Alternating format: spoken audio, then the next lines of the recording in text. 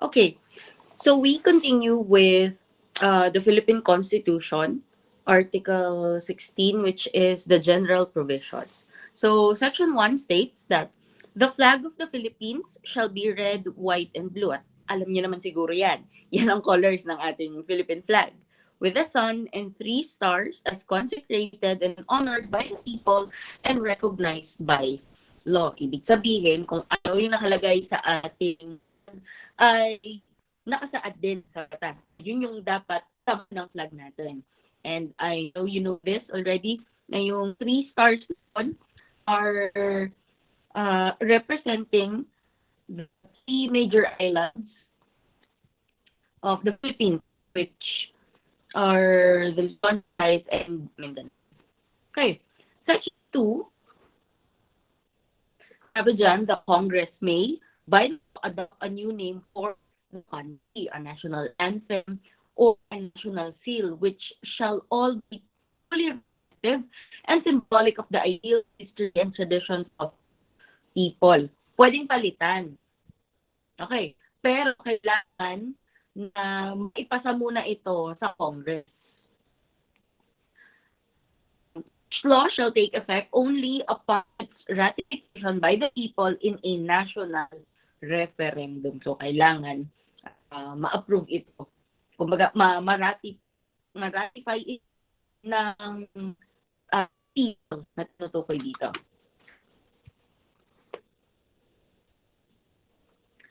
Then, Article 3, the state may not be sued without its consent. Hindi mo pwedeng sampahan ng kaso ang state. Hindi mo pwedeng sampahan ng kaso ang gobyerno. Maliban na lang kung papayag siya. So, kailangan ng consent. Okay. And then Section 4, the armed forces of the Philippines shall be composed of a citizen armed force, which shall undergo military training and serve as may be provided by law. It shall keep regular force necessary for the security of the state. Yung tinutukoy dyan na regular force, yan yung actual na AFP, the Army, Philippine Air Force, and the Navy. Sila yung regular force. Pero pwede rin daw na mag-compose ng citizen armed force. Ito yung mga regular members of the community na pwedeng maging part ng military, and of course, kailangan nilang mag-undergo ng training. Kakarelate dyan yung mga nag-ROTC, diba?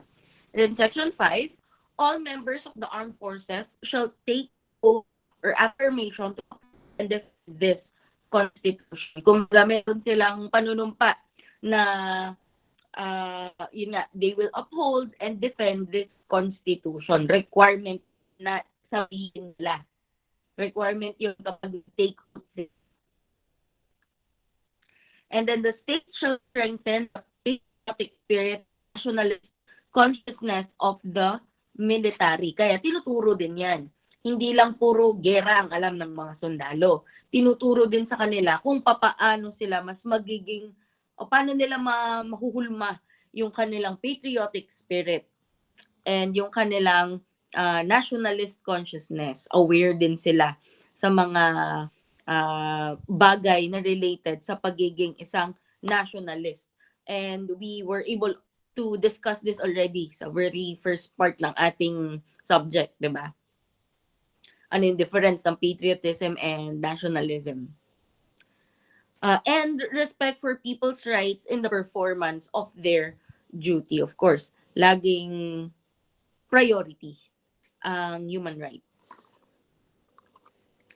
Number 3, professionalism in the armed forces and adequate remuneration and benefits of its members shall be a prime concern of the state. And naging very evident yan in the past years during the time of our former President Duterte, na tinaasan niya yung sahod ng mga sundalo at ng mga pulis.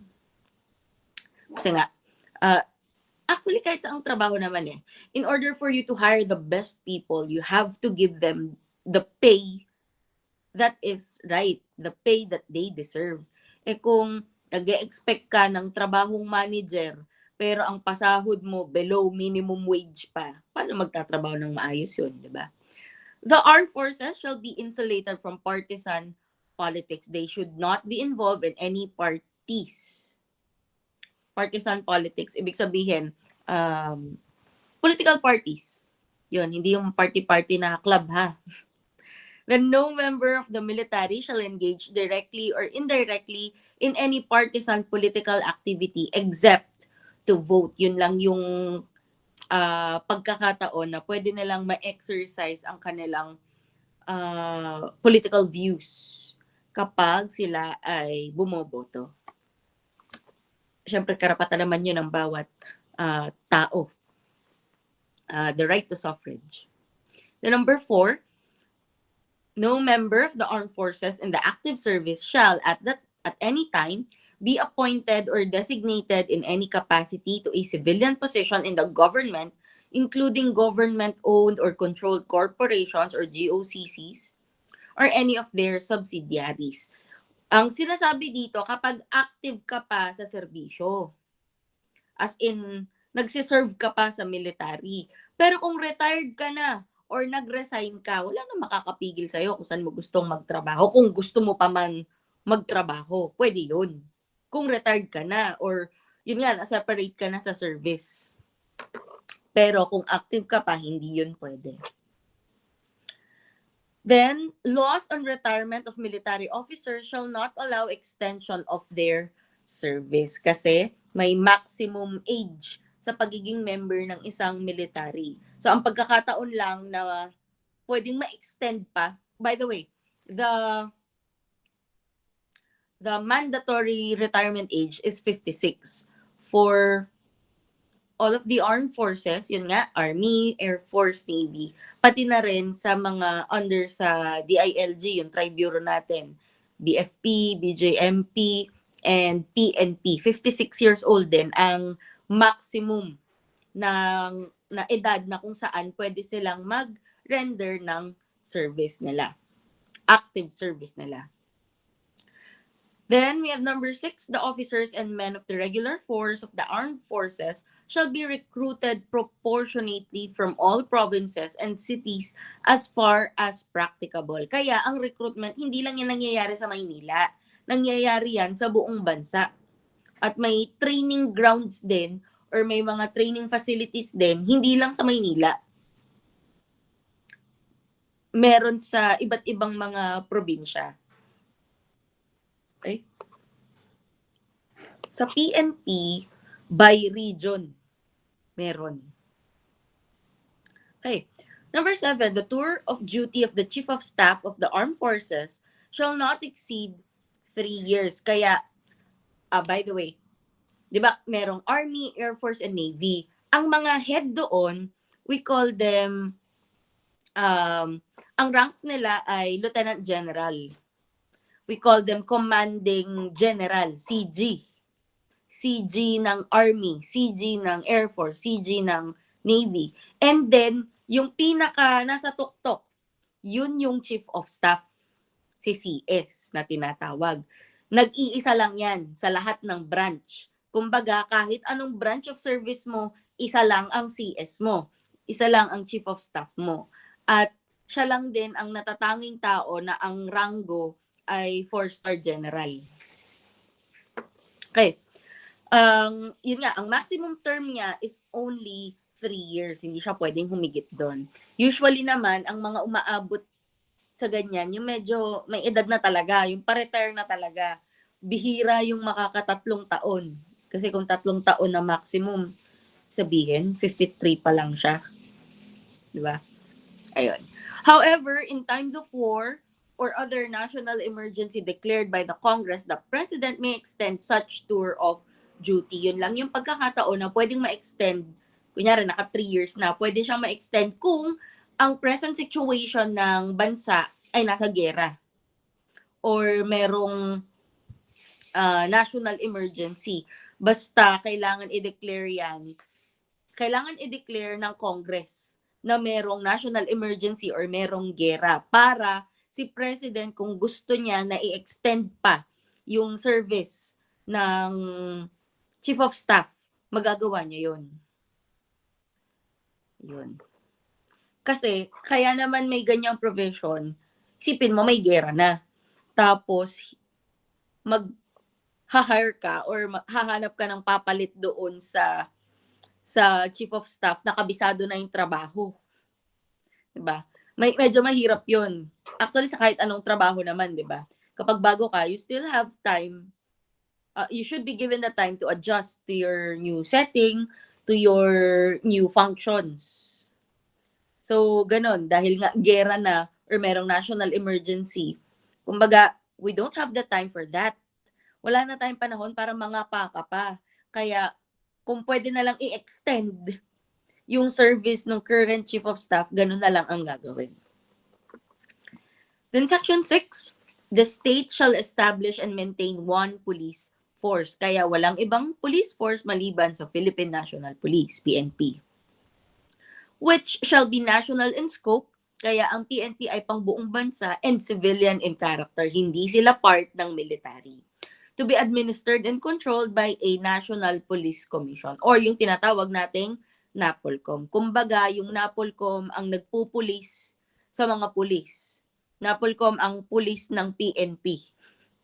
Kumbaga, sila yung naninigurado na tinutupad ng PNP yung mga trabaho nila na kumbaga tama pa lahat ng ginagawa ng mga members ng Philippine National Police. The authority of local executives over the police units in their jurisdiction shall also be provided by law. Pag sinabi nating local executives, ito yung sa municipality nila, sa kanilang city, or even sa kanilang province. Then we have Section 7. The state shall provide immediate and adequate care, benefits, and other forms of assistance to war veterans and veterans of military campaigns, their surviving spouses, and orphans.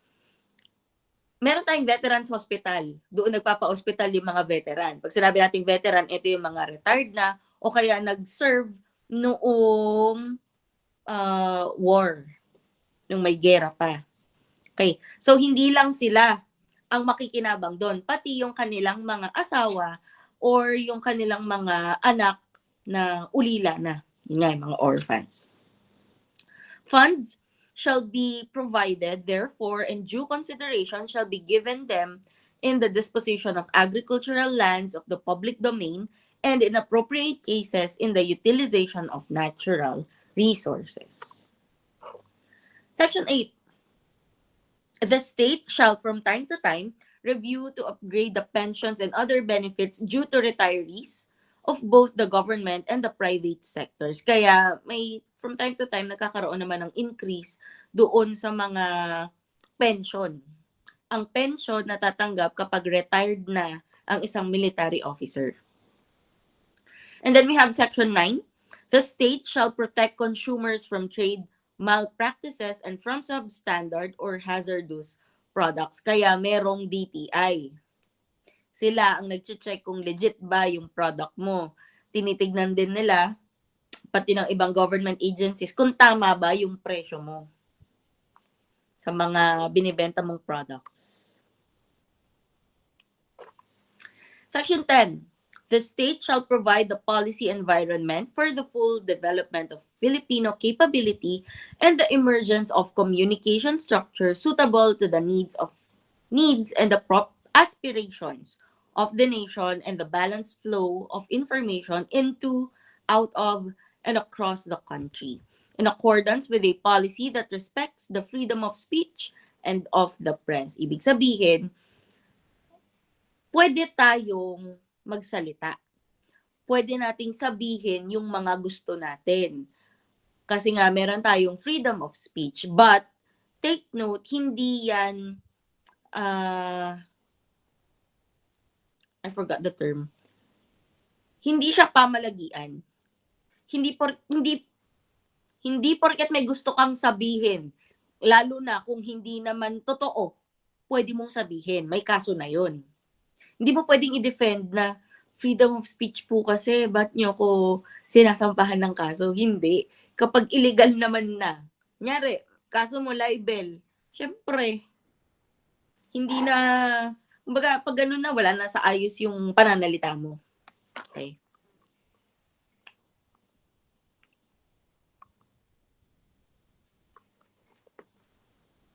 Section 11.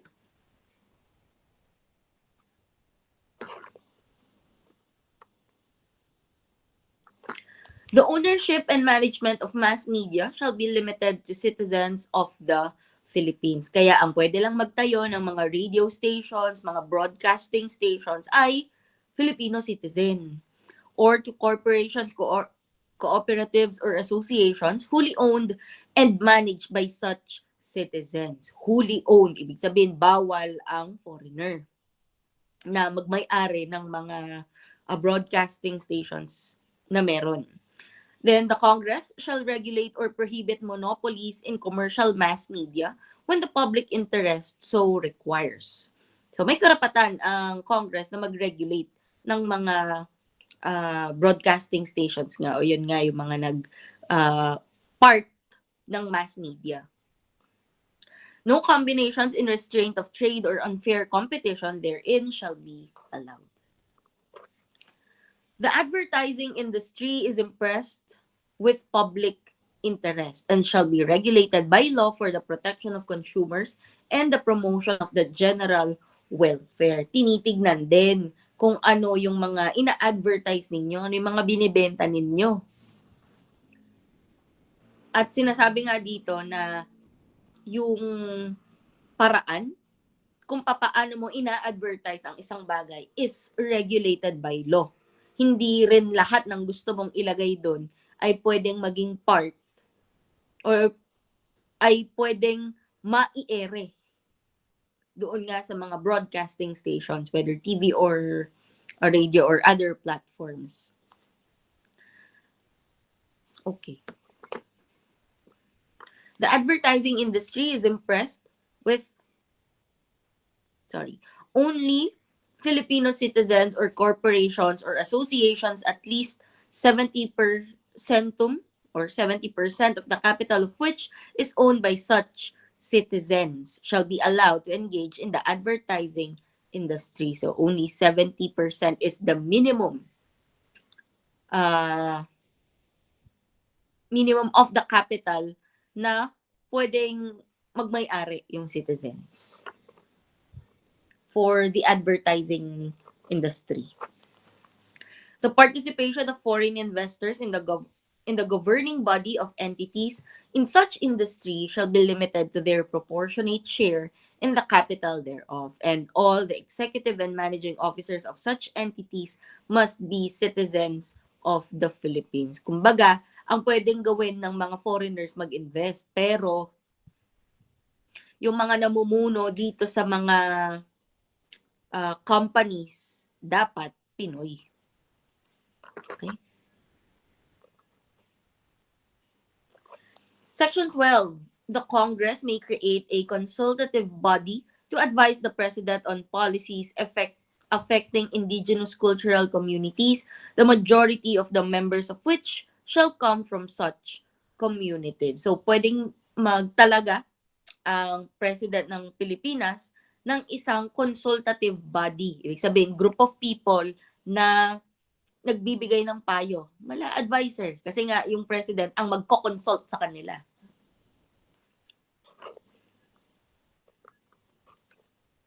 Okay.